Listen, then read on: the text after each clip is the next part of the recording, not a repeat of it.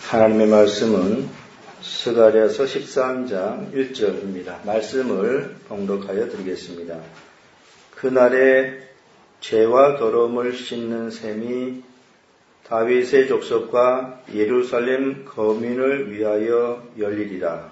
아멘. 오늘 본문은 회개하는 자에게 죄를 용서해주고 또한 죄를 깨끗이 씻어 주실 것이라는 약속의 말씀입니다. 죄를 회개하지 않는 자들은 오늘 본문으로부터 아무런 유익을 얻지 못합니다. 죄를 회개하지 않으면 멸망으로 가는 것 외에 다른 길이 없습니다. 누가복음 13장 5절에 너희에게 이르노니 아니라 너희도 만일 회개치 아니하면 다 이와 같이 망하리라 라고 하였습니다. 예수님께서 회개치 않은 자들을 향하여 경고의 말씀을 하신 것입니다. 회개치 않으면 멸망받게 될 것이라고 말씀하셨습니다. 예수님께서 공생애를 시작하시면서 외치신 첫 메시지는 회개하라 천국이 가까웠느니라 라는 그런 말씀입니다. 천국에 들어가고자 한다면 죄를 반드시 회개해야 한다는 것이 예수님께서 공생애를 시작하시면서 처음으로 말씀하신 메시지입니다. 오늘 본문의 말씀은 죄를 회개하는 자들에게 주어지는 약속입니다. 죄를 회개하지 않는 자들은 이 약속의 말씀과는 아무런 상관이 없는 것이고요. 죄를 회개하고 죄를 애통하게 여기고 죄로 인하여서 통회하고 자국하는 그런 사람들에게 주어지는 약속의 말씀입니다. 죄를 회개하는 자들은 그 죄를 사함받게 되고 용서함을 받게 되고 또 불의함과 부정함을 깨끗하게 씻을 수 있게 된다는 것이 오늘 본문의 약속의 말씀인 것입니다. 그날에 죄와 더러움을 씻는 셈이 다윗의 족속과 예루살렘 거민을 위하여 열리리라. 오늘 본문에서 첫 번째로 생각해 볼 것은 죄와 더러움을 씻는 셈이라는 말씀인데요. 이것은 예수 그리스도를 의미하는 것입니다. 예수님은 인간의 죄를 용서해 주시고 그 죄를 씻어 주실 수 있는 분이십니다. 예수님만이 이 일을 하실 수 있는 것입니다. 온 우주의 그 어떠한 다른 존재들은 결단코 인간의 죄를 해결해 줄 수 없습니다. 오직 예수님만이 인간의 죄를 사해 주실 수 있는 것입니다. 마태복음 9장에 보면은 사람들이 한 중풍병자를 데리고 와서 예수님 앞에 놓으려고 하였습니다. 그런데 사람들이 너무 많아서 예수님께로 나아갈 수가 없었습니다. 그래서 그 사람들이 한 가지 방법을 생각해 내었는데요. 그것은 지붕에 올라가서 기와를 벗겨내고 병자를 친 상태로 예수님 계신 곳으로 내려놓는 것이었습니다. 그들은 그렇게 행하였습니다. 그것을 본 예수님께서 뭐라고 말씀하셨냐면은 이 사람아 내 죄 사함을 받았느니라라고 그렇게 선언을 해 주셨습니다. 그런데 그곳에 서기관과 바리새인들이 있었는데요. 이 사람들이 그 광경을 목도하고서는 이 참남한 말을 하는 자가 누구뇨? 오직 하나님 외에 누가 능히 죄를 사하겠느냐라고 그렇게 불평의 말을 늘어 놓았습니다. 그때 예수님께서 그들에게 뭐라고 말씀하셨냐면은 인자가 땅에서 죄를 사하는 권세가 있는 줄을 너희로 알게 하리라고 그렇게 말씀을 하셨습니다. 예수님께서는 오직 자신에게 죄를 사하는 권세가 있다는 사실을 그들에게 가르쳐 주신 것입니다. 예수님만이 인간의 죄를 용서해 주실 수 있고 또 그 죄를 해결해 주실 수 있는 것입니다. 그렇기 때문에 죄를 사함받기 위하여서 다른 곳으로 달려가는 자들은 대단히 어리석고 미련한 그러한 사람들입니다. 죄를 용서받기 위하여서 이방 종교들에게 가서 그 문제를 해결해 보려고 하는 자들은 대단히 미련한 그러한 사람들인 것입니다. 그것은 병이 났을 때에 가짜 의사에게 달려가는 것과 꼭 같은 것입니다. 가짜 의사는 그 병을 고쳐줄 수가 없습니다. 그런데도 미련하고 어리석은 사람들은 죄를 해결하기 위해서 온갖 종류의 이방 종교들 또는 사람들에게로 달려가는데요. 그렇게 해가지고는 죄를 상함받을 수 없는 것입니다. 말레이시아에 바투 동굴이라는 것이 있습니다. 바투 동굴. 이 말레이시아에 있는데요. 그 동굴 안에 힌두교 사원이 있습니다. 그리고 그 동굴 입구까지는 272개의 계단이 놓여 있습니다. 계단 출발하는 그 바로 옆에는 아주 거대한 우상이 이렇게 금속으로 만들었는지 나무로 만든지 모르겠지만 아무튼 그렇게 세워져 있고요. 이제 거기서부터 출발해서 272 계단을 올라가면은 이 바투 동굴 입구가 되는 것입니다. 이 272라고 하는 것은 힌두교에서 인간이 범할 수 있는 죄의 숫자라고 합니다. 그러면서 그 계단을 참회하는 마음으로 올라가면은 속죄를 받을 수 있다라고 그렇게 믿는 것입니다. 그리고 힌두교 새 축제인 타이푸산이라고 하는 그런 축제가 있는데요. 타이푸산 매년 1월 말부터 2월 초까지 열립니다. 그 타이푸산 축제의 최종 목적지가 바로 이 바투 동굴입니다. 그래서 이 타이푸삼 축제가 어떤 것인지 백과사전에 보니까 이렇게 설명을 해놓았습니다. 타이푸삼은 보통 4일간 계속되는데 첫째 날은 사원과 무루간, 이 무루간이라고 하는 것은 힌두교의 전쟁과 승리의 신입니다. 무루간 신상 또는 초상을 꽃으로 꾸민다. 첫째 날에는 사원도 꽃으로 꾸미고 이렇게 우상도 이제 꽃으로 술을 넣는 것입니다. 둘째 날은 2마리의 소가 끄는 음마차를 무루간 신상 또는 초상을 싣고, 그러니까 그 마차 위에다가 이제 이 꽃으로 장식한 이 우상을 싣고 쿠알라룸푸르로부터 13km 거리의 바투 동굴까지 행진을 한다. 이때 무르간 신을 모신 음마차의 뒤를 수많은 사람들이 따라간다. 무슨 광경인지 여러분들이 이제 상상할 수 있을 것입니다. 우상에다가 술을 놓고 마차에 싣고 쿠알라룸푸르에서 13km 떨어진 바투 동굴까지 그 마차가 가면은 그 뒤에 무수히 많은 사람들이 뒤따라 가는 것입니다. 그게 이제 둘째 날이고요. 셋째 날은 타이푸삼의 절정으로 무르간 신을 모신 바투 동굴 앞에서 힌두교 신자 중 자원자들이, 그러니까 셋째 날에는 이제 거기 바투 동굴 앞에 이제 도착한 것입니다. 이 무르간 이 우상도 또 사람들도 거기 이제 다 모였지요. 그런데 그 동굴 앞에서 힌두교 신자 중에 자원자들이 쇠꼬챙이, 쇠고리로 신체를 관통하는 고행을 행하는데 신기하게 피를 흘리지 않고 통증도 느끼지 않는다고 한다. 셋째 날에는 이제 거기 자원자가 나와서 쇠꼬챙이로 정말 얼굴을 이렇게 해서 간통해서 이 왼쪽으로 나오게 하는, 혀를 간통한다든지 또는 등에다가 온갖 그 뾰족한 걸로 다 이렇게 수십 개 해가지고 한다 등등 그런 식으로 해서 이제 보행을 하는 것이죠. 자원자들이 계속해서 읽어보면 이렇습니다. 고행자들은 무르간 신에게 바칠 카바디라 불리는 화려하게 정신된 등짐을 지고 바투 동굴로 가는 272개의 계단을 오른다. 그러니까 쇠꼬챙이나 이런 걸로 막 몸에다가 학대를 한 사람들이 등에다가 카바디라고 하는 이 등짐을 지고 272계단을 이제 올라가는 것입니다.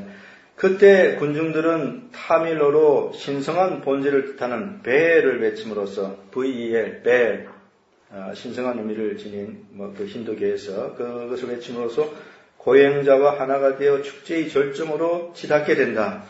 고행자의 등짐 카바디는 삶의 무게를 뜻하고 쇠꼬챙이는 고행을 의미하는 거죠. 고행과 계단 오르기는 삶의 고통을 뜻한다. 즉 고행을 견디고 계단을 오르는 것은 삶의 무게를 지고 고통을 이겨 참회와 속죄를 한다는 의미이다.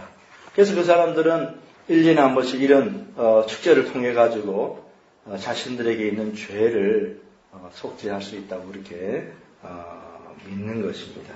이게 바로 말레이시아에서 매년 행해지고 있는 타이푸삼 축제이고요. 이 축제의 최종 궁극적인 목적은 그들의 방식대로 죄를 사함 얻는 그런 것입니다.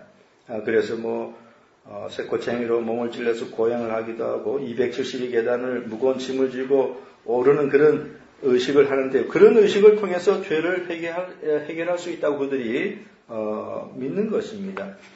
그러나 분명한 사실은 인간의 죄는 그런 식으로 결단코 해결할 수 없는 것입니다. 사람들이 거대한 축제를 열고 몸을 학대하고 힘들어서 계단에 무거운 짐을 지고 오르는 등의 그런 의식을 해봤자 아무런 소용이 없습니다. 그것은 인간의 이 죄를 해결할 수 있는 길이 결단코 아닙니다. 그런데도 눈이 어두운 인생들, 마음이 어두운 인생들은 그것이 죄를 씻는 길이라고 믿고 그렇게 행하는 것이죠. 그러나 사람들이 분명히 알아야 되는 것은 예수 그리스도 외에 죄를 사하여 주실 수 있는 분은 아무도 없습니다.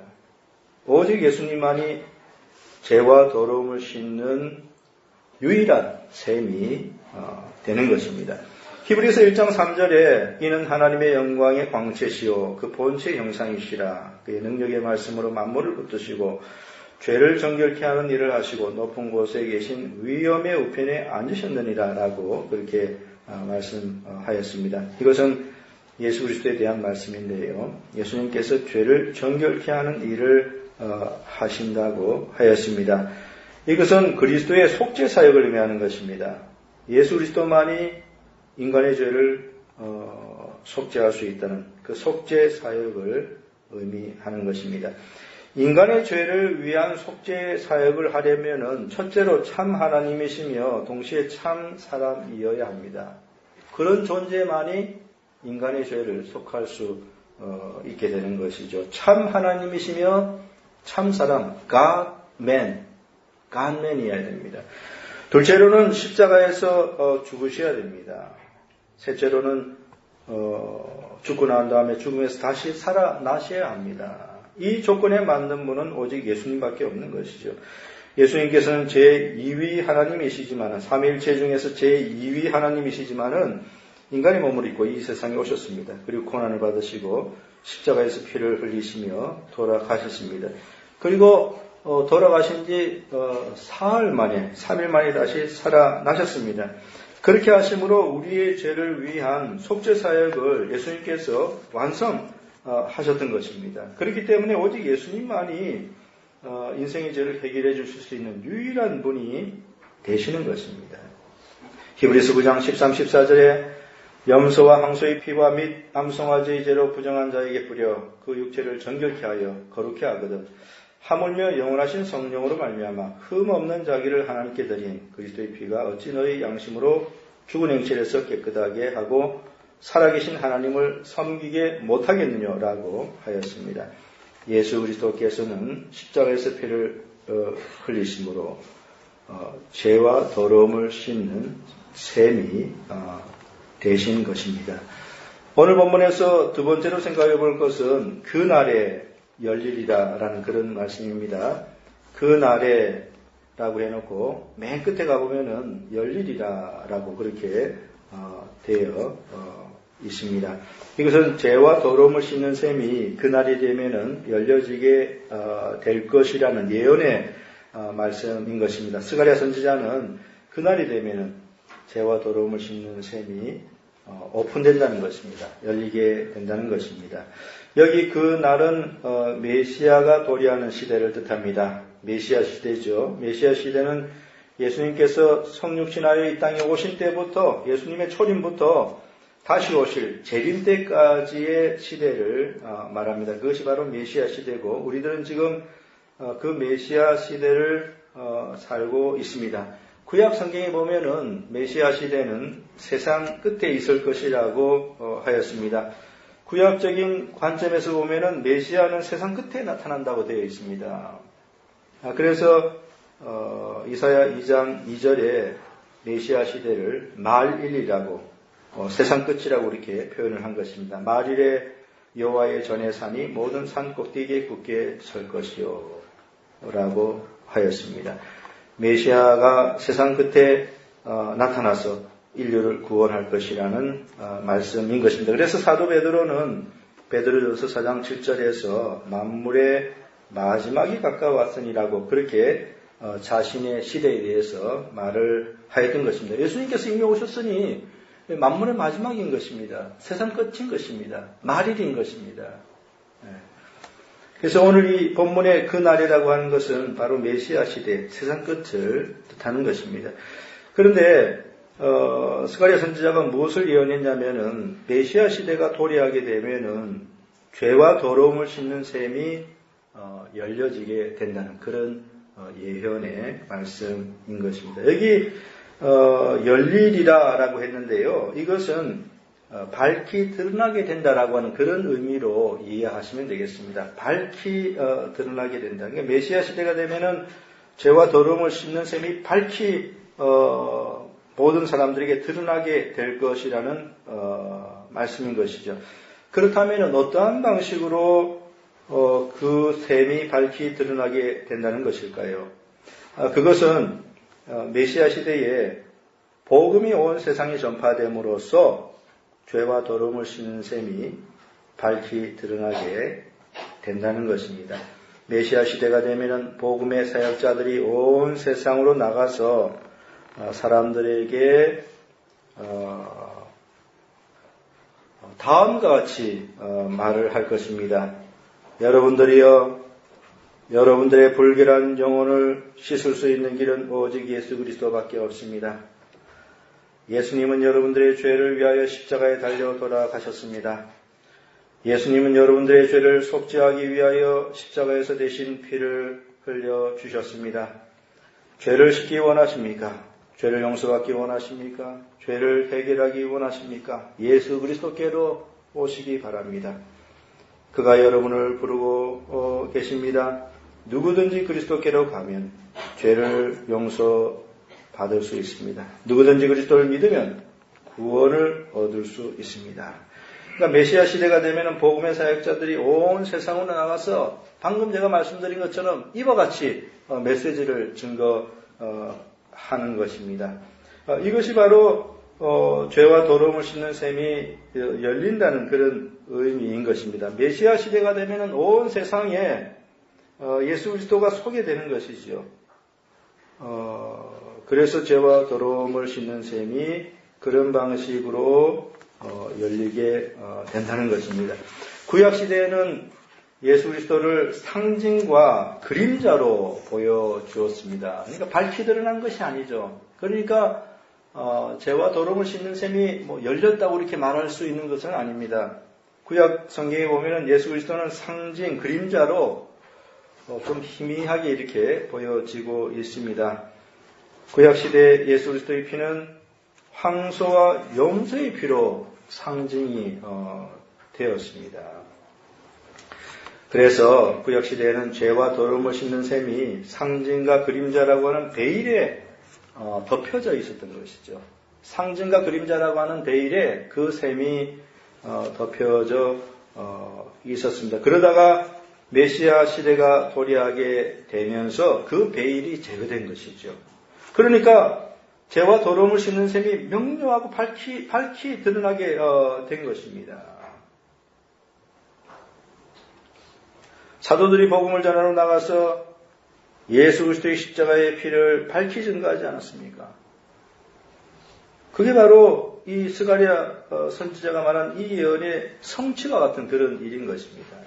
고린도전서 1장 21절부터 24절까지의 유대인은 표적을 구하고 헬라인은 지혜를 찾으나 우리는 십자가에 못 박힌 그리스도를 전하니 유대인에게는 거리끼는 것이요 이방인에게는 미련한 것이로되 오직 부르심을 입은 자들에게는 유대인이나 헬라인이나 그리스도는 하나님의 능력이요 하나님의 지혜이다 라고 하였습니다. 이처럼 사도들은 오직 십자가에서 피 흘려 돌아가신 예수 그리스도만을 증거하였습니다. 왜냐하면 그리스도는 죄와 더러움을 씻는 유일한 셈이시기 때문인 것이죠. 그날에 열리리라.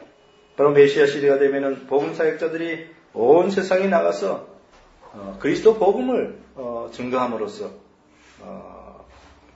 죄와 더러움을 씻는 셈이 열리게 될 것이라는 그런 의미인 것입니다. 오늘 본문에서 마지막 세 번째로 생각해 볼 것은 다윗의 족속과 예루살렘 거민을 위하여라는 그런 말씀입니다. 그날에 죄와 더러움을 씻는 셈이 열리리라라고 하였는데 누구를 위하여 열리는가 하면은 모든 사람을 위하여 열리는 것은 아닙니다. 여기 어떤 사람을 한정시켜 놓았는데요. 다윗의 족속과 예루살렘 거민이라고 했습니다. 바로 이 사람들만을 위하여 열리게 된다는 그러한 의미인데요. 여기 다윗의 족속과 예루살렘 거민이라는 것은 자신들의 죄를 깨닫고 회개하는 사람들을 의미하는 것입니다. 그것은 스가랴 12장 10절부터 14절까지 이미 이야기를 해 놓았습니다. 거기에 보면은 이렇게 되어 있습니다.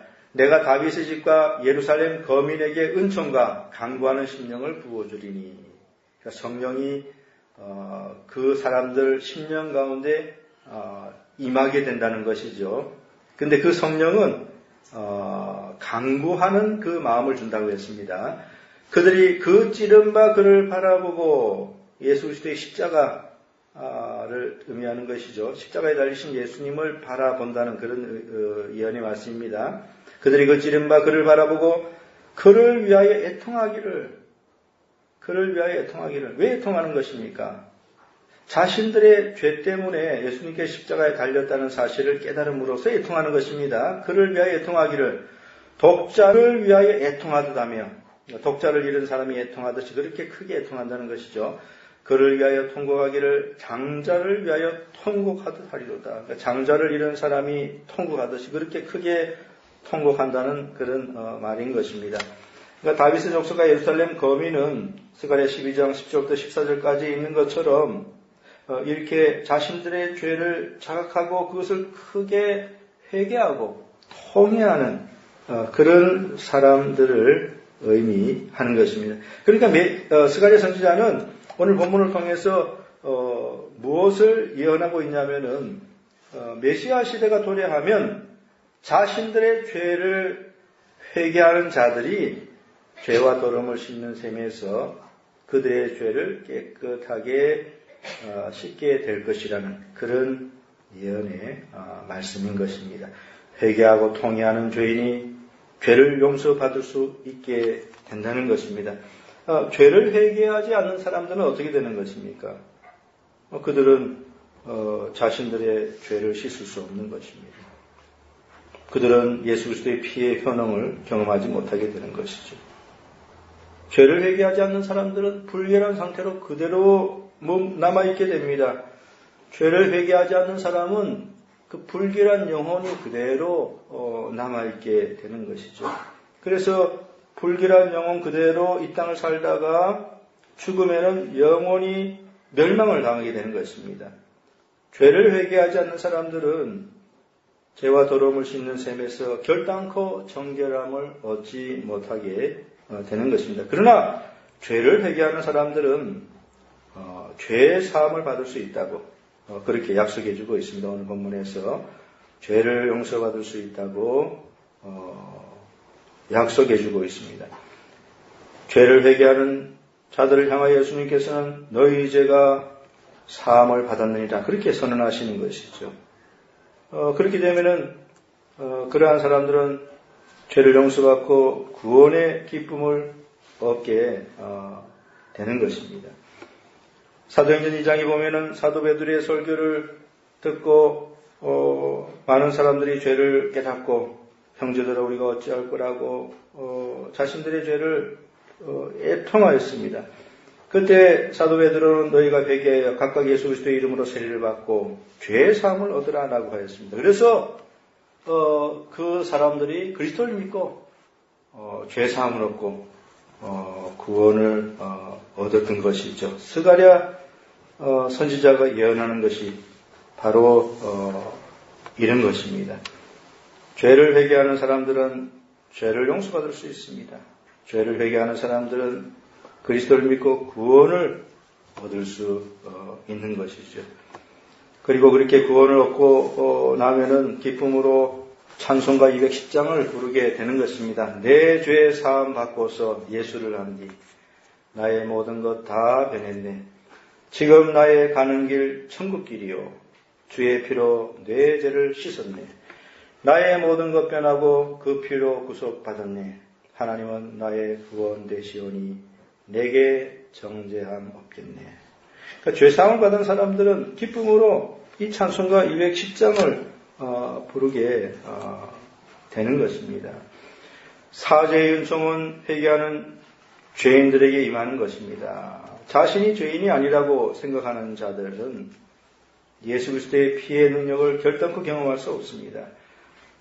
자신을 스스로 의인이라고 착각하는 사람들도 죄와 더러움을 씻는 셈에서 정결하게 될 수 없는 것입니다. 오직 죄를 회개하고 통회하고 애통하는 그런 죄인들만이 죄와 더러움을 씻는 셈에서 정결케 될 수 있는 것입니다. 사랑하는 성도 여러분, 여러분들은 여러분 자신들의 죄를 회개하였습니까? 여러분들은 하나님 앞에서 멸망당할 죄인인 것을 깨닫고 죄를 자각하고 애통하고 통회하고 또 회개하였는가 하는 그런 질문인 것입니다. 여러분들은 복음을 듣고 자신들이 죄인인 것을 깨닫고 그리스도의 피를 의지함으로써 여러분들의 죄를 사함받고 용서받았습니까?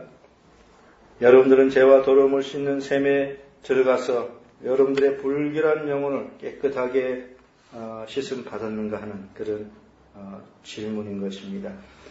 그리스도의 십자가에서 흘리신 피는 인간의 영혼을 깨끗하게 해주는 아주 신기한 효능과 능력이 있습니다. 그렇기 때문에 죄를 용서받기 원하는 사람들은 자신들의 죄를 자각하고 통회하는 마음으로 예수 그리스도의 보혈의 셈으로 달려가야 할 것입니다. 그날에 죄와 더러움을 씻는 셈이 다윗의 족속과 예루살렘 거민을 위하여 열리리라.